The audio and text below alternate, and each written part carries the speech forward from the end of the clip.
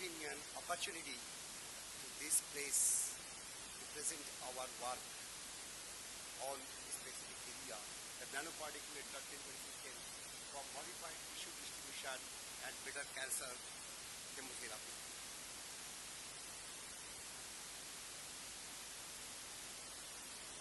See, last decades, if you see, a lot of informations have been gathered or discovered and obtained.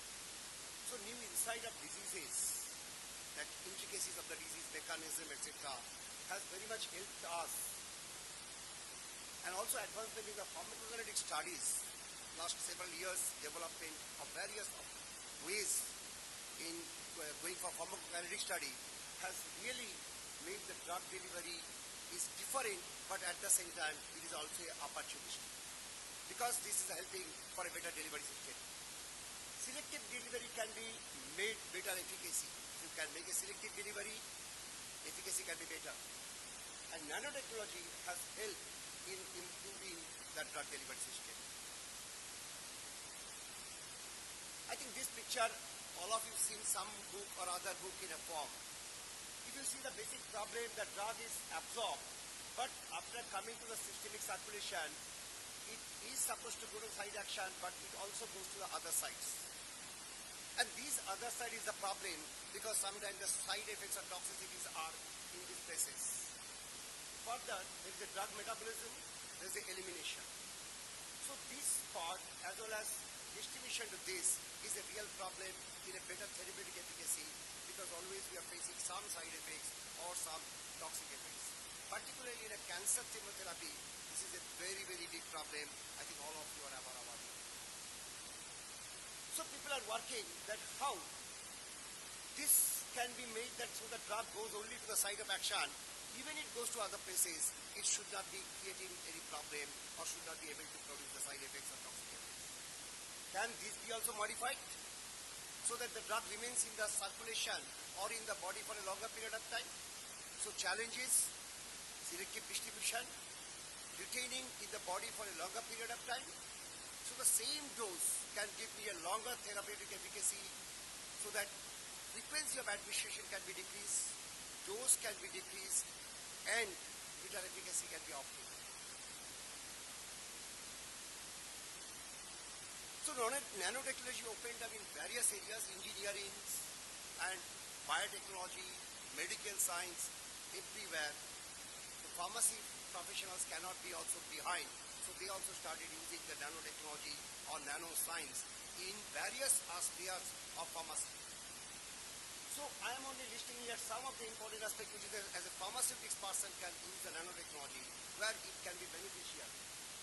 It can help in drug stabilization in vivo, because a lot of drugs are there which is found to be unstable in system.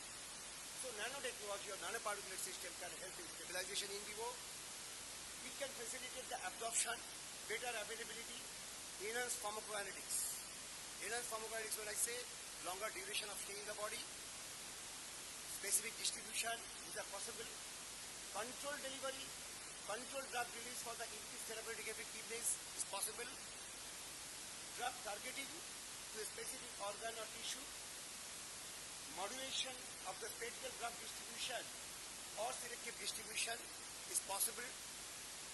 It can open up opportunities, more efficient utilization of the drug, and thus the cost reduction.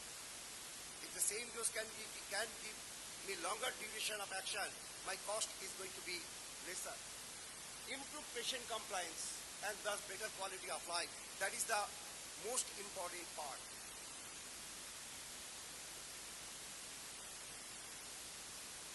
Cancer chemotherapy is the leading cause of death all over. It is very known to all of us. The cancer chemotherapy began in the early 40s and efforts are continuing to provide better drug and therapy. I think today, every one of these room must have seen some cancer patients and what situation they pass through, what condition they are facing, all of you are knowing. That they have a severe side effects, toxic effects. So it is a very challenging how this cancer treatment can be made better by better drug delivery. So presently efforts are being made to enhance the therapeutic effectiveness by modified delivery systems of formulation. Obviously, people have done control release, etc. also, but that is not giving all the benefits which is expected. Nanotechnology or nanoparticular system can open up a new benefits for the cancer chemotherapy. That is what our group in BITS Pilani campus, we tried last 10-12 years. What are the challenges? 90% of the administered drug distributed to unwanted places because it is a non-selective distribution. It causes the same effect to the normal cells also. And only 2 to 5% of the dose reaches the cancer cells. Underdosing and undermines effective therapy, and overdosing result in excessive toxicity. So only for small amount we have to take a large amount because most of the drug goes to the other site. What are the challenges in the delivering the anti-cancer drug? General challenges or general problem: poor solubility, poor bioavailability, substrate for P-glycoproteins, absorption is poor, non-selective distribution. It is not only going to the target site but goes to the other places also where it is not required. Fast elimination or metabolism, life-threatening side effects, patients non-compliance. I've listed the important few problems, I think, which you are aware. But question is how this can be overcome by making modified drugs. Yes, tomorrow drug design point of view, someone can design a drug which is only specific to a particular organ, it is very good. But as I mentioned my initial statement that getting a new drug is a very, very tough step today. If you see last 10 years how many new drugs have come because of the FDA and other regulations, cost, taste, time, all these things. So if by delivery, modifying the delivery, overcoming this problem, we can think of a formulation, I think that is a great opportunity. It opens up a better therapeutic efficacy at lower cost.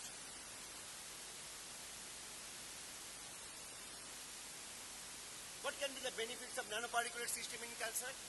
Based on the problems which I mentioned, we can have a selective biodistribution or a selective action. Even it goes to other places, it may not be able to produce that much of side effects. It can also produce controlled drug delivery, and thus the drug will be remain, a formulation will be remain in the system for a longer duration. With our some results, we'll try to find out how this can be achievable. Maintain optimal and effective concentration at the site of action. Reduction in untoward effects, because if it doesn't go to the other places, untoward or side effects can be reduced. It can also cross biological barriers, which is sometimes tougher for some drugs. A brain cancer drug taking to the brain is not easy, but nanoparticle can help also that one to overcome the blood-brain barrier. Enhance permeation and detection effect because of the size control. It can go to the cancerous cell, but it will not be able to eliminate out. Overcome drug efflux system, better stability, better pharmacokinetics characters, and better bioavailability.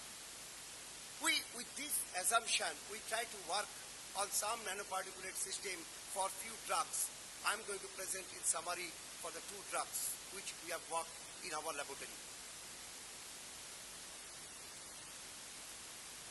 We have worked on paclitaxel, etoposide, and imatinib mesylate. I'm going to specifically speak on the paclitaxel and little bit of etoposide because of the time constraints. I'm not going everything. So what is the challenges for the paclitaxel when we started the work? Poor aqueous solubility, less than 1 microgram per ml. pH independent solubility, several adverse effects at therapeutic concentration due to non-selective distribution. High molecular weight drug, so absorption is also a poor.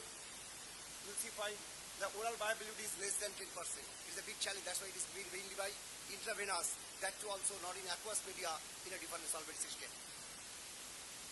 High hydrophobicity, substrate for enzymes and P-glycoprotein. So that also further lowers the absorption.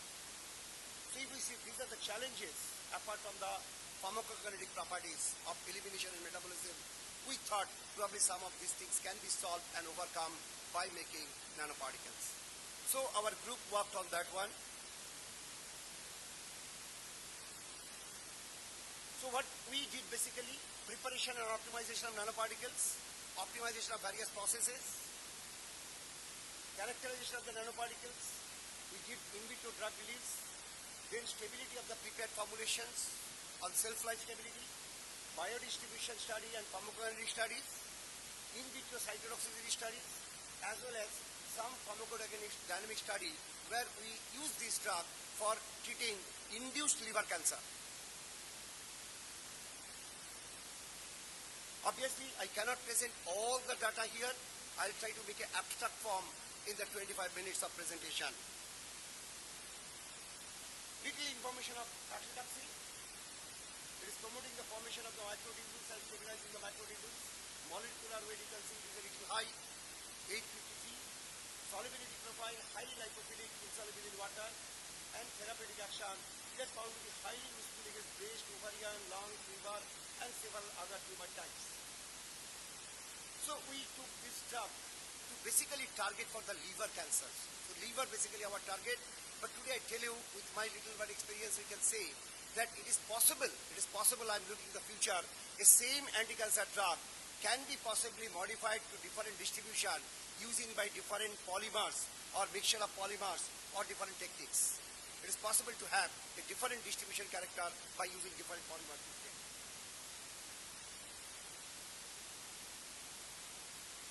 We did preparation of nanoparticles, characterization, in vitro release, pharmacokinetic study, pharmacodynamic study. We used polymers, different polymers we have used, PLG, polycaprolactone and polylactic acid polymers. We have done the preparation by nanoprecipitation method as well as emulsion solvent evaporation method. And various characterization done by Gita-Sizer, AFM, TAME, others to characterize this. In vitro release studies was done, as well as stability was done for a long period of time in stability chambers to see that nanoparticles are stable and can be used for a long period of time. If you see the Gita-Sizer results as well as the TAME result, the particle size range is not very high. Obviously, for optimization of the process, we varied different process parameters, formulation parameters to optimize that narrow range of particles or different particle size. Average particles are different.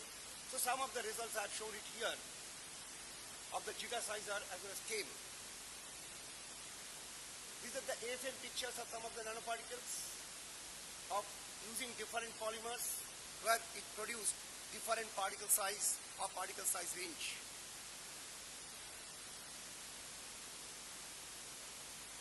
If you come to the release study, in vitro release study produced different profile depending on the nature of the polymers, which suggests, if you see, that extension is up to 45 hours.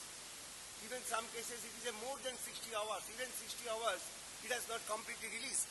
So it is possible to have the drug released in the system for a longer period of time, which gives us opportunity to design for a specific period depending on what polymer, what proportion of the polymer or what proportion of the polymer and drug you are using.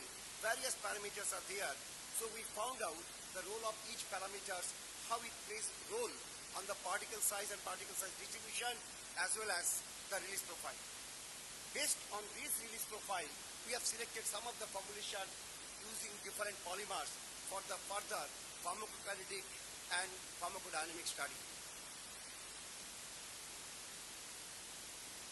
So in vivo pharmacokinetic study is done, intravenous route, healthy male Wistar rats, pure drug, 3 different polymer-based nanoparticles, which were found to be good based on the in vitro characterization and release study. At different time points, samples were collected from multiple rats. Analysis by our own in-house developed 3D-view LC diode array method, which has been published paper also. All the analytical methods published in different journals, and data analysis is done by non-compartment model by WinLongLin software. If you see here the pharmacokinetic profile first, this is the pure drug which you got it which came within 12 hours more or less zero in the circulation in plasma. Whereas the three different polymer-based nanoparticles, you can see that the concentration remained in the blood much higher for a long period of time. Even after 24 hours, amount of the drug is very appreciable into the system, which indicated that the nanoparticle is circulated in the system for a longer period of time, or elimination of the drug reduced. So this suggests that there is a possibility by using nanoparticle, the duration of action is possible to extend to 12 hours. Again, the staying in the system is different based on the what polymer is used. But one thing is clear, that nanoparticle drugs are remaining in the system for much longer period of time.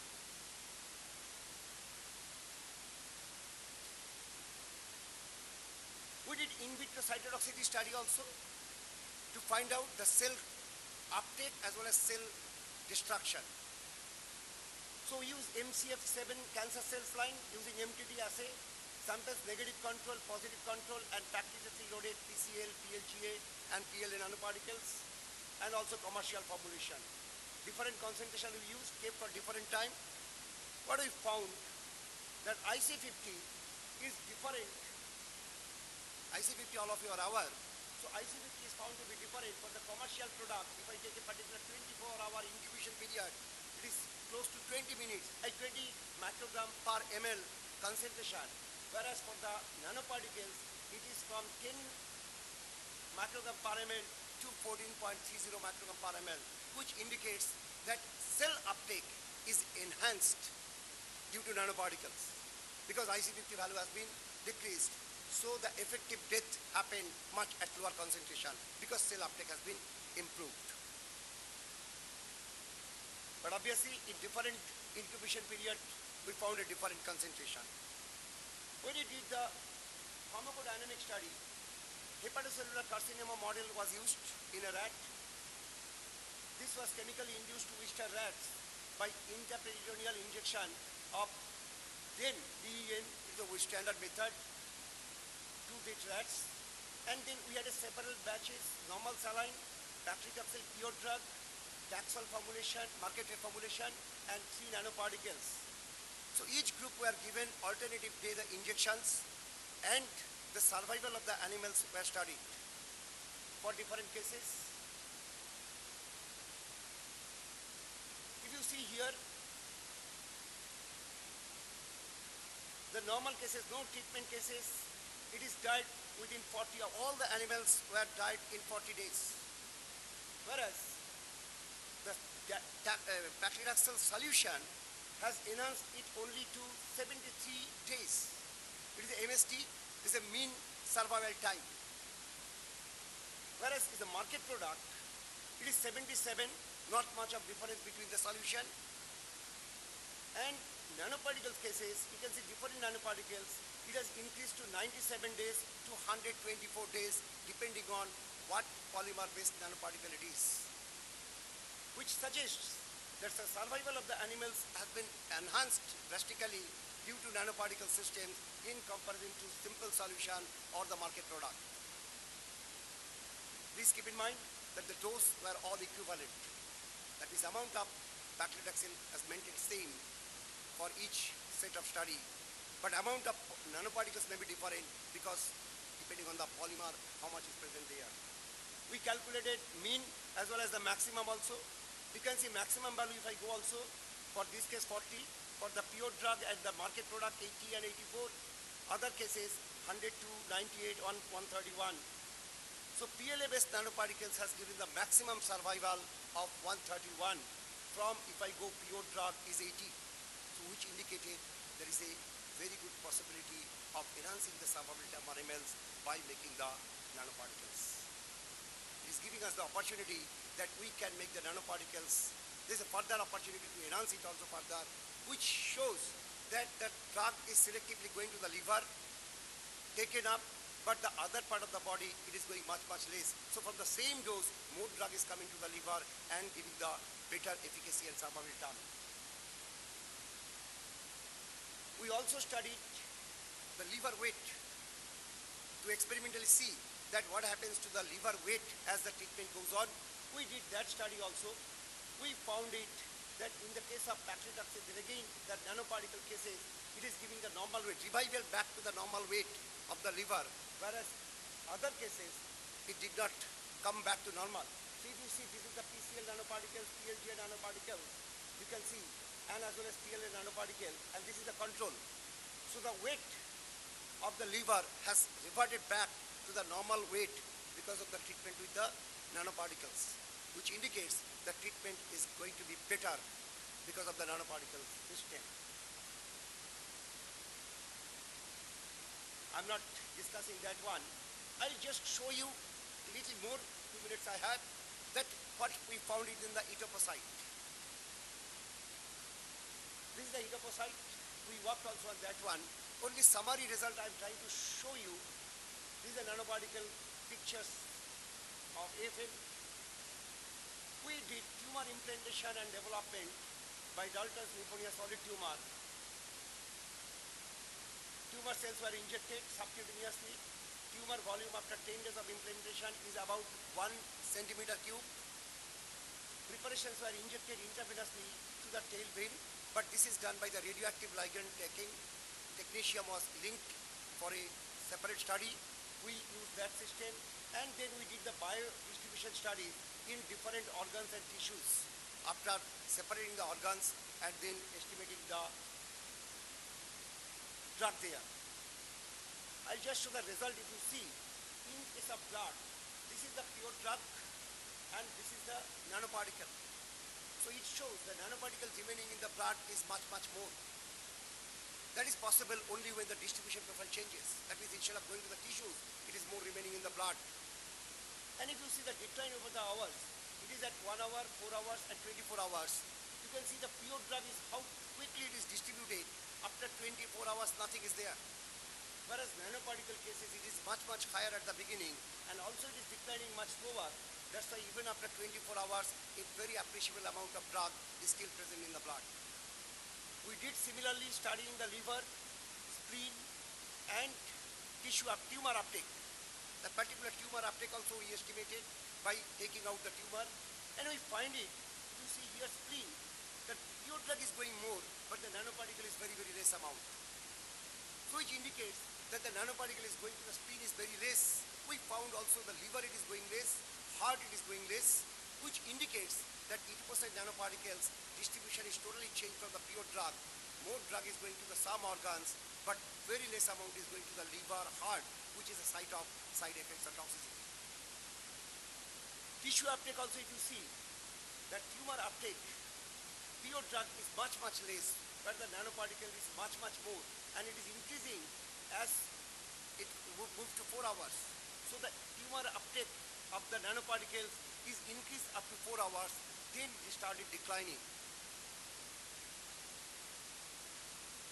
When you did study on the animal, this is a tumored animal. A leg tumor was created in the hind limb, and you can find it here that the amount of drug is much, much high here, which indicated that the tumor uptake of the nanoparticles is much, much more in comparison to the pure drug. C and D is a nanoparticle formulation in normal mice, no tumor, but in tumor uptake is much, much more, which indicated that the tumor can take a good amount of drug. This is after 24 hours, where you can see still tumor uptake of the nanoparticle is still a appreciable amount is present there, whereas normal drug amount is not there at all, which opened up the opportunities. Different groups are working that nanoparticle can be a better for the selective distribution, a selective therapy, avoiding the toxicities and side effects, and reducing the dose, reducing the frequency, and you can get a longer duration of action.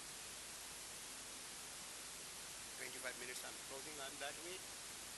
Yes, so give further opportunities, selective distribution, different distribution by different polymers or mixture of polymers, proportion of polymers, better targeting, reduced dose, no or reduced side effects, better therapy, and enhanced formulation to brain for anti-cancer or other CNS drugs. Today it is possible, we are also working on other CNS active drugs, not the anti-cancer drugs, to target to the brain by a nanoparticle, and we found it a good result.